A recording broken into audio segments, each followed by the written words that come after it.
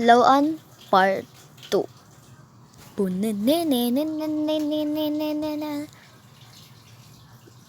Charles Animation. Dati, teka lang. Okay. Para naman sa mga batang manonood dyan natin, ito na ang paraan kung paano magkaluan. Pero huwag niyong gagayahin ang makikita nyo dito sa video.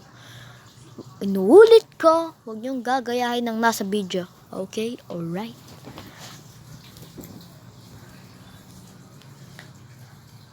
Ito, dati, ang aking nangyari.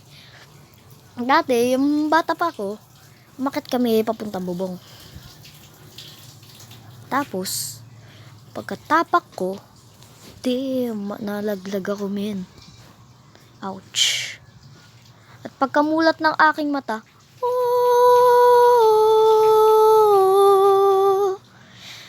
may lawan. Pinulot ko, tapos sabi ko, yay! May lawan na ako. Ayan, lawan niya na. Kutse. Inuwi ko.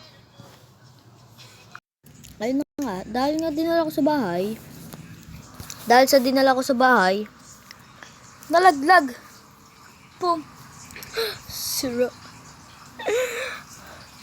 Sira siya.